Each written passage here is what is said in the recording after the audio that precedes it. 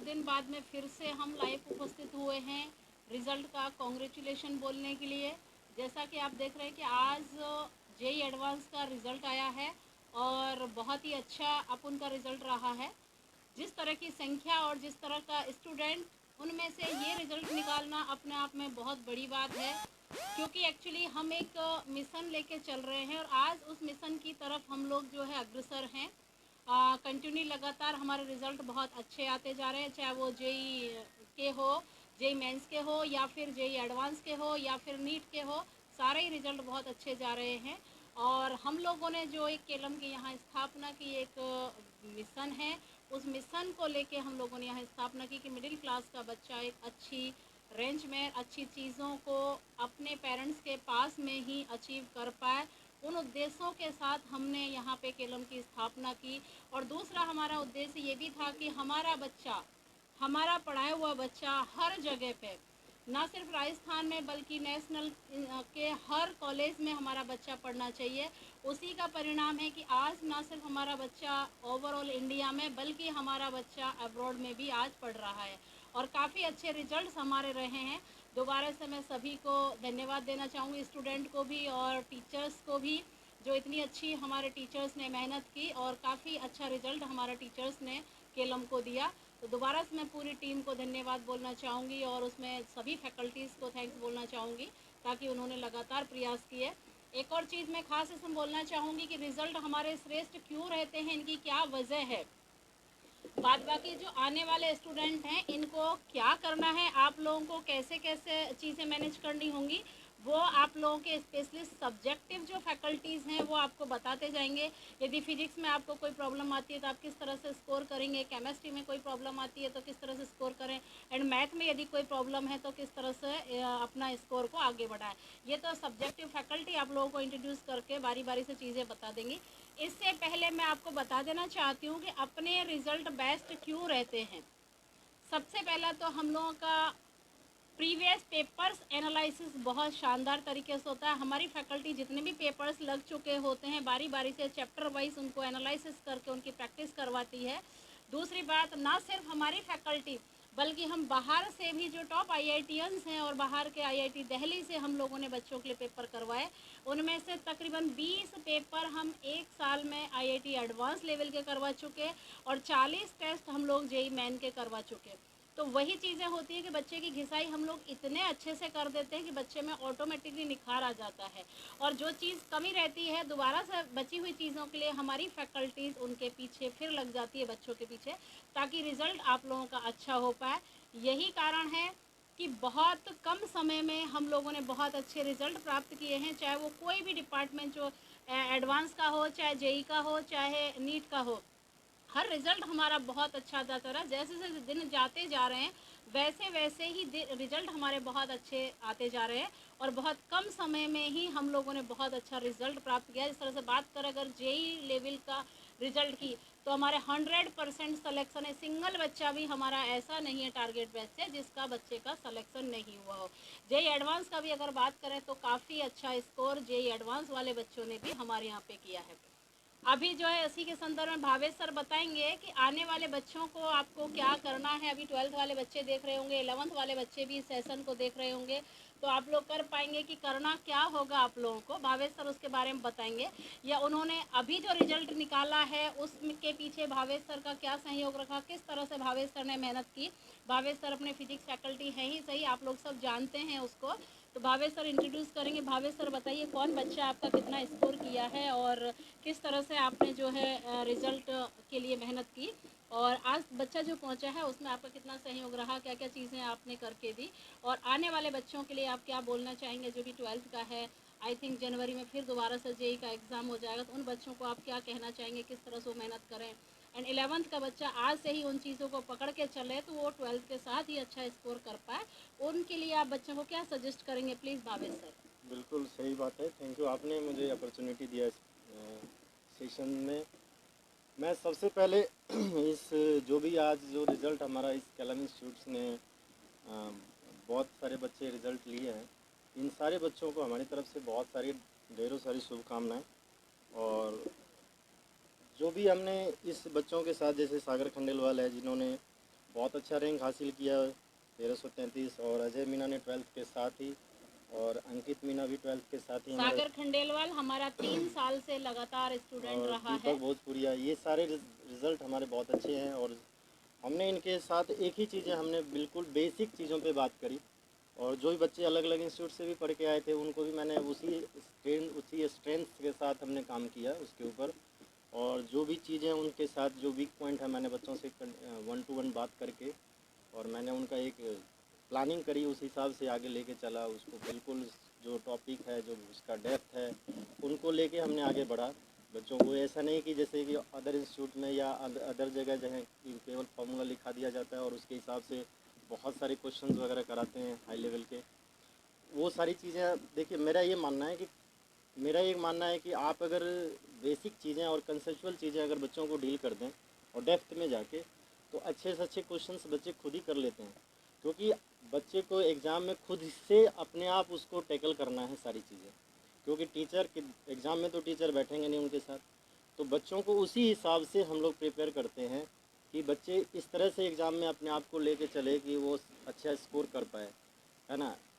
क्योंकि होता ये है कि आप कोई चीज़ को, जैसे आप जितने अच्छे से डेप्थ से समझेंगे ना, क्वेश्चन चाहे कैसे भी घुमा दे, आपका अगर डेप्थ क्लियर है, कंसेप्ट क्लियर है किसी भी टॉपिक को लेकर के, तो ऑब्वियसली आप उसको अच्छे से टैकल कर पाएंगे। यही हमने बच्चों को, और यही है मेरा पढ़ाने का और बच्चों के साथ यही हमेशा रहता है, हमेशा इस चीज़ों को लेके कि बच्चों को वो बेसिक्स, वो कंसेप्ट, सारी चीज़ें हम क्लियर करके चले। चाहे हमारे साथ बच्चे 11th से जुड़ते हैं, चाहे वो बच्चे 12th पास आउट करके हमारे पास आते हैं, तो हमने बच्चों से जनरली देखता हूँ, बात करता हूँ, तो बच्चे बताते हैं कि सर हमारे साथ इस तरह की इश्यूज़ रही होगी, 11th में हमने चीज़ें सही से पढ़ी नहीं हैं।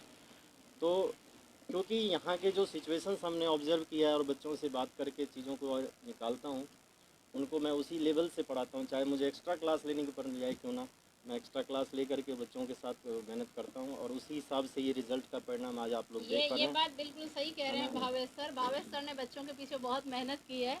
एक एक चैप्टर को दो दो तीन तीन बार पढ़ा दिया। इवन लास्ट ईयर तो ऐसा हुआ कि भावेश सर को एक ही चैप्टर सपने में दिखता, नहाते वक्त भी वही चैप्टर दिखता। इतने चैप्टर को इतने बार भावेश सर पढ़ा चुके हैं, और भावेश सर को भी कहने की ज़रूरत नहीं पड़ती। बच्चों को यदि कोई टॉपिक क्लियर नहीं है तो एक्स्ट्रा टाइम लेके, खुद के टाइम में से भी वो टाइम निकाल के और बच्चों के पीछे मेहनत करते हैं। ये चीज़ें कई बार और ये आती है कि बाहर से हमारे पास अदर संस्थाओं से बच्चा पढ़ के जब आता है, 12th पास करके वहाँ से आता है, तो 1 साल के अंदर हम वो चीज़ें उस बच्चे को नहीं करवा पाते, क्योंकि बहुत सारा बेसिक उनका कमज़ोर रह जाता है। तो ये चीज़ तो भावेश सर ने बहुत ज़्यादा ऑब्जर्व की है। भावेश सर बताइए किस बिल्कुल तरह की मैंने देखा प्रॉब्लम है आती है। बच्चों से प्रॉब्लम, ये चीज़ें सामने निकल के आई भी। मैंने 1 to 1 बात किया तो बच्चे ने बोला कि सर मेरा ये मैकेनिक्स प्रॉब्लम कर रहा है, मुझे 11th में थर्मल फिजिक्स नहीं पढ़ाया गया, वेव्स मैंने सुनी नहीं कभी, SHM वगैरह कभी पढ़ाई नहीं गई है। तो मुझे, आप इस बात को, जो भी बच्चे इस बात को समझ रहे होंगे, जो भी जेई का आज तैयारी कर रहे होंगे, वो इन चीज़ों को समझ पा रहे होंगे कि खासकर फिजिक्स में मैकेनिक्स का कितना वेटेज है। और जिस बच्चे को मैकेनिक्स अगर सही से क्लियर नहीं है, तो ऑब्वियसली वो चीज़ें आपको 12th में आपको बहुत अच्छे लेवल के क्वेश्चंस आप नहीं कर पाएंगे, क्योंकि जेई एडवांस के लेवल के क्वेश्चंस करने का मतलब है कि आपको मैकेनिक्स का कंसेप्ट होना बहुत ज़रूरी है। साथ में आपका एक तो आईक्यू लेवल तो होना ही चाहिए। देखिए जेई मेन और जेई एडवांस में इतना ही फ़र्क है। जेई एडवांस में आपको आईक्यू का आपका बहुत बड़ा रोल है, क्योंकि क्वेश्चंस के जो लेवल होते हैं आपको आईक्यू से सेलेक्ट करना पड़ता है कि क्वेश्चंस को कहाँ से उठाया और किस चैप्टर के साथ इसको कोरिलेट किया गया है। जेई मेन में आपका थोड़ा सा मेहनत है, थोड़ा प्रैक्टिस अच्छा है और फार्मूला वगैरह याद है अच्छे से, तो आप अच्छा स्कोर पकड़ पाएंगे। लेकिन जेई एडवांस के लिए तो आपको सारी चीज़ों को ध्यान में रखते हुए काम करना पड़ेगा, हर टॉपिक को। मैं हमेशा कहता हूँ कि बच्चों को कि आपका 12th का चैप्टर तो बहुत स्ट्रॉन्ग होना ही चाहिए। मैकेनिक्स का इतना स्ट्रॉन्ग हो जाए कि आपका कहीं पर भी उसको अप्लाई करने में आपको प्रॉब्लम नहीं आना चाहिए। ये सारी चीज़ें हमने बच्चों के साथ शेयर किया। साथ में मैं बच्चों को स्पेशली बुक फॉलो करवाता हूँ, जैसे ये रोडोप की बुक हो गई, एस सी वर्मा की बुक हो गई, और साथ में जो अपने यहाँ पर जो हम लोग खुद इंस्टीट्यूट में सीट जो हम लोग प्रोवाइड कराते हैं, और इतनी सारी मेहनत करने के बाद के प्लस हम लोग जो अपन ने, जैसे मैडम ने बताया कि 20 टेस्ट हमने एडवांस में कंडक्ट करवाए पूरे सेशन में, और 40 टेस्ट जेई मेन के लिए। तो वाकई, और उस टेस्ट का फिर एनालाइज करके हम बच्चों के साथ सारी डील करते हैं, सारी चीज़ों को समझाते हैं कि कहाँ कहाँ आपका क्या क्या वीक पॉइंट है। इन सारी चीज़ों पे हमने काम किया है। और भी हमारे साथ की जो फैकल्टी है, चाहे केमिस्ट्री में बात करें चाहे मैथ्स में, इन लोगों ने भी बहुत अच्छा हमारे साथ सहयोग किया। हम बाकी लोग सर एक बार जो है 11th के बच्चे आपके जो हैं उनके लिए थोड़ा कुछ ट्रिक आप दीजिए जो बच्चे आसानी से चीज़ों को कर पाएँ। अभी 12th में जो बच्चा आपका है दोनों क्लासों के लिए अलग चीज़ें थोड़ा सा बताएं आप बच्चों अभी जैसे हमारे साथ 11th के कुछ बच्चे जुड़े हैं, अभी तो टॉपिक शुरू हुआ है, तो बच्चे कहते हैं कि सर मुझे बहुत दिक्कतें आती है कुछ चीज़ों में। अभी जैसे मैंने अभी वेक्टर ख़त्म हो गए, एरर्स वगैरह कंप्लीट कराए, अब काइनेमैटिक्स चालू हुआ है। तो कुछ चीज़ें ऐसे हैं, आपको बेसिक्स में ध्यान ये धरना है कि मतलब समझ के काम करना है। ये नहीं फॉर्मूला आपने रट लिया, काम कर लिया, 2-4 क्वेश्चन निकल गए, आप खुश हो जाते हैं कि ठीक है हमको आ गया, बट ऐसा काम नहीं होता है यहाँ पर। आपको बेसिक्स को फॉलो करना पड़ेगा, कंसेप्ट को आपके दिमाग में बिल्ड करना पड़ेगा कि ये इस पर, और उसके बाद आपको प्रैक्टिस करनी पड़ेगी। तब आप उसको अपने के स्केल को आगे बढ़ा सकते हैं और अपने कंसेप्ट को आगे बिल्ड कर सकते हैं। तभी आप उस पर अच्छे से कोई भी नया क्वेश्चन। अब होता क्या है कि बच्चे 9-10 से पढ़ के आते हैं ना, तो उनमें बहुत सारे इशू बनते हैं। वो उसी माइंडसेट से चीज़ों को ऑब्जर्व करते हैं और देखते हैं कि मैंने 9-10 में मैंने इतनी सी छोटी सी किताब में सारी चीज़ें पढ़ ली थी, और अब आप यहाँ पर आते हैं तो आपको पता नहीं चलता है कि चीज़ें की इतना बड़ा डिफरेंस जो क्रिएट होता है। उन चीज़ों में आप थोड़ा सा होपलेस होने लगता है कुछ बच्चे। तो आप इस चीज़ों को थोड़ा सा समझ के, कंसेप्ट को बिल्ड करके थोड़ा सा थॉरो करिए टॉपिक को। टीचर के साथ हमारे साथ आप कांटेक्ट में रहिए, बातें करते रहिए चीज़ों को लेके, तो अपने आप सारी चीज़ें क्लियर होती चली जाती है। तो ये सारी चीज़ें आपको ध्यान में रखना है। जो बच्चे हमारे जो 12th पास आउट वाले बच्चे हैं और 12th वाले जो बच्चे हैं, उनके लिए मैं ये कहना चाह रहा हूँ कि 11th की कुछ चीज़ें हैं। जैसे 11th में अभी आपको मैंने कुछ टॉपिक को मैंने वापस रिवाइज कराया, क्योंकि लॉकडाउन के ड्यूरेशन में जो हमने ऑनलाइन क्लास ली थी, उनमें आपको बहुत सारे बच्चे क्लास नहीं कंडक्ट कर पाए थे, नहीं ले पाए थे। तो जैसे आपको कोलिजन का, सेंटर ऑफ मास का, ये सब क्लास मैंने एक्स्ट्रा आपको अलग टाइम दे के आपको मैंने वापस रिवीजन कराया है। तो ये सारी चीज़ें आपको थोड़ा ध्यान रखना है। मैंने कहा ना कि मैकेनिक्स वाला पार्ट आपको बहुत स्ट्रॉन्ग होना चाहिए, और फिर उसको अप्लाई आप कर सकते हैं 12th में। तो इन सारी चीज़ों को ध्यान में रखते हुए आपको करना है। और जो 12th पास आउट बच्चे हैं, खासकर जो हमारे पास नीट में बच्चे जो आए हुए हैं और जेई में भी बच्चे आएंगे, तो नीट वाले बच्चों को मैं ये कहूँगा खासकर आपको थोड़ा सा कैलकुलेशन पे थोड़ा आपको फोकस करनी है। और अगर आप कैलकुलेशन पे अच्छे से फोकस कर लीजिएगा, क्योंकि मैं देखता हूँ जनरली कुछ फार्मूला में बच्चे वो कोई 1-2 इक्वेशन आ गया तो वो आपस में इंटरप्रिटेशन नहीं कर पाता, आपस में कोरिलेट नहीं कर पाते हैं, जिसके वजह से वो बोलता है कि यार सर फिजिक्स समझ में नहीं आती। समस्या फिजिक्स की नहीं है, समस्या आपके कैलकुलेशन का है, समस्या आपके मैथ्स का है। आप अपनी समस्या को आपसे अच्छा कोई नहीं जानता, इसलिए आप उस पर अच्छे से काम करिए। आपको पता है कि मुझे कैलकुलेशन में बहुत सारा प्रॉब्लम आ रही है, आप थोड़ा सा टाइम 1 घंटा आधा घंटा आप कैलकुलेशन पे दीजिए। तो इन सारी चीज़ों को ध्यान में अगर आप रखते हैं तो वाकई आपका रिज़ल्ट अच्छा आएगा, और नंबर में मतलब इजाफा आएगा, और आपका एक कॉन्फिडेंस लेवल बिल्ड होगा। तो इन सारी चीज़ों को आप ध्यान में रखिएगा, तो वाकई सारी चीज़ें आपके साथ फेवर में आ जाएगी। मैं तो यही बताना चाहूँगा। बस एक चीज़ है भावेश सर, जो हम लोग अगर देखें तो जैसे बहुत सारी संस्थाओं का रिजल्ट देखें तो टॉप बच्चों को कहीं से भी इकट्ठा करके गैदरिंग करके उसका रेशो वाइज देखा जाए तो आपका क्या रिजल्ट है सब्जेक्ट वाइज अगर देखा जाए तो? अपना देखिए जेई मैन में, अगर जेई के जो स्ट्रेंथ की मैं बात करूं, अपने पास लगभग देखा जाए तो 15 बच्चों का स्ट्रेंथ था अपने पास 13 जेई में, टारगेट में। सारे बच्चे सेलेक्ट हो रहे और हैं उनमें से सारे बच्चों का सिलेक्शन आपके सामने है। एक भी बच्चा नहीं बचा है उस बैच में से जिसका सिलेक्शन नहीं हो रहा है, इसका मतलब कहीं ना कहीं अपना 100% सिलेक्शन है। और अगर देखा जाए तो जिस मिशन के साथ में चीज़ों को स्टार्ट किया है वो बढ़ती हुई दिखाई दे रही हैं, और फिर भी आज भी अपने पास में वो मास वो स्टूडेंट नहीं आता है। टॉप बच्चा कहीं ना कहीं बाहर चला जाता है, या कोई उनको प्रलोभन दे के जैसे तैसे करके कहीं पे और एडमिशन ले लेते हैं कि फ़ीस माफ़ कर देते हैं, जो भी है। लेकिन आज हम ये कहेंगे कि इस चीज़ पे हमें हमारे बच्चों पे प्राउड है।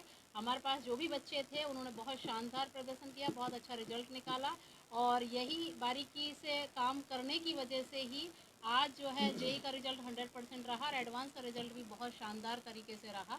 तो दोबारा से मैं पूरे टीम को, यानी कि फैकल्टी टीम को दोबारा से मैं थैंक्स बोलना चाहूँगी कि उन्होंने जो है इतनी अच्छी मेहनत की और बारीकी से छोटी छोटी चीज़ों पे काम किया, उसी का परिणाम है आज जो है इतना शानदार रिजल्ट रहा।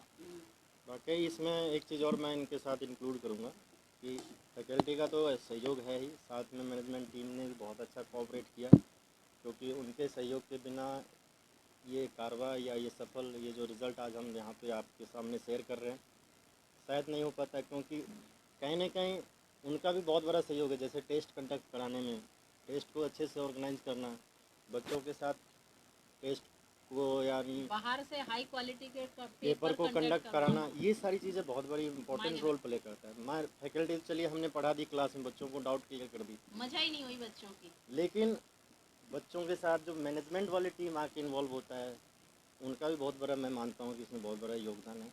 तो मैं बच्चों की उनको भी बहुत बड़ा, जरूरी ताकि चमक आ जाए। मैं उनको भी इसमें बधाई देना चाहता हूँ। इस रिज़ल्ट में आपका भी बहुत बड़ा योगदान है।